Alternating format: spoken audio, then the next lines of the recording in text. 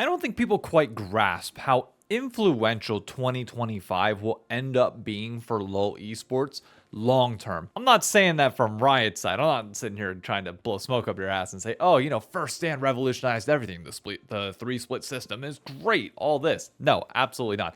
I'm saying from the team side, specifically from the top down, because 2025 was the year that road shows went from, some teams can do this at a very good level back in 2024 to, oh, wait a minute, this is the way forward, ain't it? Oh, wait, somebody was saying that, 3 years ago now? I wonder. Oh, it was me. Yeah, we're finally here. Road shows for teams are the thing, and we need to talk about its impact going into 2026 because whether you like it or not, plans for next year are likely already finalizing, or at least in like the final stages of confirmation between teams, Riot, beyond. How do we know this? Well, we know every year that like budgets are set around this time. So like we know those conversations are ongoing, and I just want to have some sort of impact in the conversation if I can, or at least preach just a little bit of good word for the system and what I'd like to see here in North America, as well as overseas, internationally, and beyond. So let's take a look back at the road shows that we saw this year, specifically from Korea and from Europe. China, they have 4 home stadiums. They rotate around. Like this has been a thing in China for a long period of time. Culturally, they're just ahead of everybody else. So this is more of like a Western and Korea perspective where it's like, are these the pathway forward? And if you got to start with the biggest one, it has to be T1. T1's homestand in 2025 absolutely crushed it. The final moments of them announcing Faker's contract being re-upped were absolutely massive. They sold out. This had to have been at least 10,000. I'm guessing closer to 15,000 people in that entire gymnasium.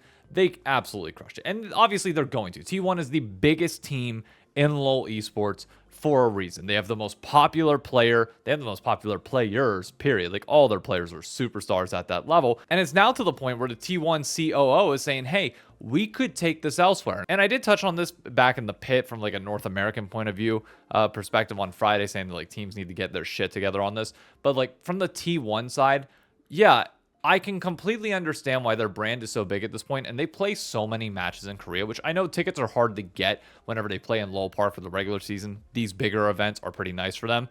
But if they were to do, say, I don't know, one of these a split, they could sell out one in Korea. They could easily sell out one here in North America, which they're already teasing possibly going to the Madison Square Garden Sphere out in Vegas, which, yes, I would absolutely go if that was the case. I would find a way to make sure that I could get out there in some capacity because the content would absolutely bang. And I want to see an LCK match live. Like, what else is there to say? But T1's made it very clear these events are profitable for them, and they are a revenue generating business that also develops their fandom in a way that not many other teams can do. So yes, I would expect more events from T1 based on how 2025 went, how 2024 went, going into the future, and we'll see multiple of them, assumedly, if T1 is given the opportunity to do so. Gen G and KT Rolster also notably hosted a joint event, which I actually think is a very important pillar stone that North America can learn from this whole system. That yes, it does not have to be your individual fandom that drives this entire event.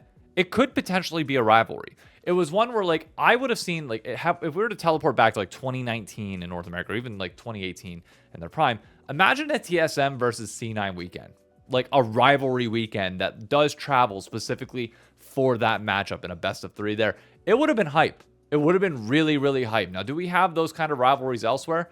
No. Gen G and KT Rolster both have deep enough fan bases that it obviously made sense. The event was a little bit smaller in nature, but it still did sell out. The crowd was still full. It's exactly what you want to see. Good on them. It's proof that you can scale this down. It does not have to be at the scale that T1's events are going to be. Recognizing that, yes, our audience might be smaller in person because I think they actually did have T1 there. But even if you don't have T1 there, they probably could still do this on their own. The expectations are a little bit more limited, which is fine. So I would expect more Korean teams, more European teams, even maybe North America. Start collaborating together. See if you have enough fan base between the two of you in the tank and enough marketing and budget that you can split between the two of you to make this work, because I think that would be great. Like, splitting the cost there is the same thing as splitting a cost whenever you're two people going on a trip together. Like, if you can split the hotel room, like $300 becomes $150. That's more stomachable, and you get to play, and everybody benefits. So good. do it. In Europe, there were actually 2 road shows this year, both the MKOI and K Corp homestand. The K Corp one is really interesting because you would expect this to be probably the biggest one of the 2, given the size of the K Corp fan base, what they've been able to do with K Corp X. But instead, they had the event at their home arena, which they own the land, they own the building. Like that's awesome. Like that's a unique situation that nobody else on this list has been able to do. Like nobody else here owns the stadiums that they were playing out of. So like that is a whole different animal. Even though it was only like 3,000 people in there, it was still an electric environment. Like you can't knock any of these environments. All the home crowd showed up no matter what. For MKOI, it was, I think, like 7,000, 8,000. It was like it was a hockey, like as we in North America know them to be a like Division I hockey style stadium, exactly where LCS Finals is going to be at the Credit Union Texas Center thing, wherever LTA Finals is going to be at down in Texas. It's basically the same size, the same setup, which worked out really well. The Spanish fans showed up. We've known that for a long period of time. MKOI continues to grow as a brand. The Spanish versus French rivalry will feed people for decades. Also, MKOI getting the win over G2, absolutely fantastic. But both of these events showing 2 different scales entirely and making them work. It helps, obviously, the K Corp own the building. MKOI did not, so they're paying a fee to be able to go into that place, but it still worked. All of them reportedly profitable. And it gives an opportunity for fans to sit here and be like, okay, well, what do I want for Christmas this year? What do I want to plan for next year whenever you're planning your vacations? Well, I want to plan around going to these events, which, let's get into my prediction on this. What I think is going to happen for 2026. And this could potentially age terribly or fantastic. But regardless, I'm willing to put it out there. I think across both Europe and Korea in 2026, there will be 2 road shows from teams each split. Maybe not winner because the LCK Cup isn't technically counted as like an official event for the LCK. It's a whole separate thing. And maybe they take like the finals for qualifying for that out of LoL Park and they change it up a little bit. But it's not going to actually kick off until the regular season begins. For Europe, I think they're at the point where we could see 6, where we could see Fnatic, G2, K Corp, MKOI. I could see a world where Navi does want to have a match despite like them being Rogue 2.0 right now. I'm just saying, like, I think it's a possibility, but I do think we'll see hopefully 6 road shows from Europe next year. For North America, I'm still going to say 0. I don't think any teams have any ambition to like really try this, which is honestly disheartening. But for the others, I would expect these team events and roadshows to grow as they become the staple. The one big question though is, will Riot try to maintain control of finals specifically? It's something that we saw in Call of Duty last year, where they gave champs for the first time ever to a team to host. And we got lucky in the fact that Optic ended up winning the first champs that was there, or unlucky depending on who you ask. Toronto hosted champs this past year, of which people had a lot of complaints and problems with it.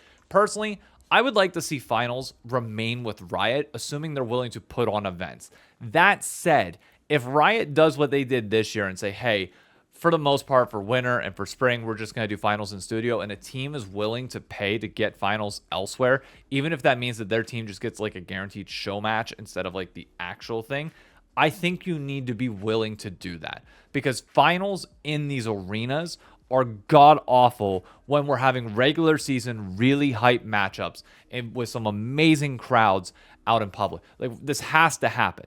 There has to be a change there, and you need to see Riot either step up and be willing to host multiple finals beyond just the year end, or they need to be willing to give it to teams. I would put my money with them giving it to teams before them hosting events themselves, given the trajectory of Riot over the last 2 years. But meh. So I'm going to say, in total, at least 4 road shows, hopefully 6 for the LCK, 6 road shows for the LEC. You know what? I'm gonna re-up my statement on NA. I'm gonna say one team or one combination of teams does this, and it will be FlyQuest and C9 and TL. Like the 3 of them, maybe they get like Shopify to join in on them.